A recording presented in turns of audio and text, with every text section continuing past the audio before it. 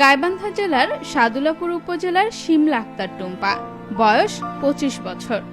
যে বয়সে তারও থাকার কথা মুক্ত জীবন, বসবাস করার কথা পরিবারের সাথে, সে বয়সে তার ঠাঁই হয়েছে শহরের অদূরে অবস্থিত ডেভিড কোম্পানি পাড়স্থ তৃতীয় লিঙ্গের আবাসভূমিতে। কেননা জন্মগতভাবে তৃতীয় লিঙ্গের অধিকারী শিমলা।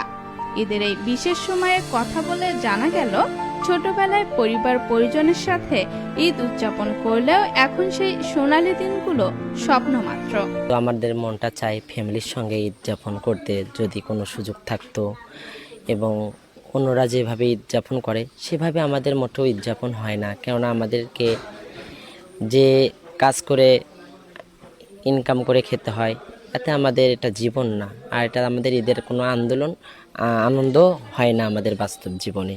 পঞ্চম শ্রেণী পর্যন্ত পড়ালেখা করেছেন শিমলা, তারপর আর এগোনো হয়নি।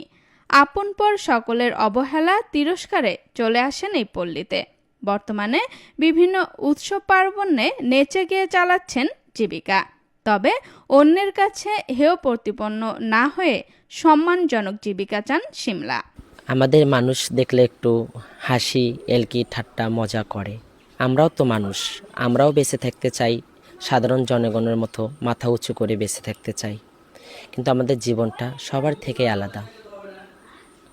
না পারি কাউকে বলতে, না পারি কাউকে কিছু শোনাইতে। সমাজ থেকে আলাদা, ফ্যামিলি থেকে আলাদা। এটা কি আমাদের জীবন? আমাদের তো বাঁচার অধিকার আছে। জীবনটা একেবারেই আমাদের ভিন্ন হয়ে যাচ্ছে। তাই আমাদের দেশের সরকারের কাছে একটা আকুল আবেদন, আমাদেরকে মাথা উঁচু করে বাঁচার যদি কোনো একটা ঠাঁই করে দিত এবং কোনো কর্মসংস্থানের ব্যবস্থা করে দিত, তাহলে হয়তো সমাজের বুকে আমরা ভালোভাবে বাঁচতে পারতাম, চলতে পারতাম। তৃতীয় লিঙ্গের এই পল্লীতে গুরুমাতার দায়িত্ব পালন করছেন মৌ।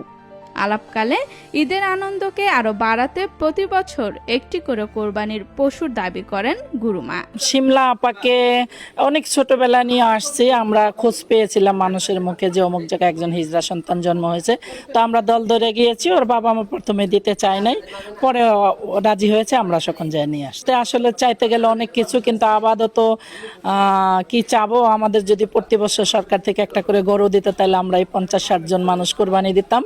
আর আমরা প্রতি বছর কোরবানি করে আমরা সবাই মিলে যেটা নিয়ম 3 ভাগ করে 1 ভাগ মানুষকে দিয়ে দিতাম, আর বাকিটা আমরা সবাই মিলে খাইতাম। আমরা খুব আনন্দিত করতাম আর কি, সরকার যদি আমাদের প্রতি বছর একটা করে গরু দিত।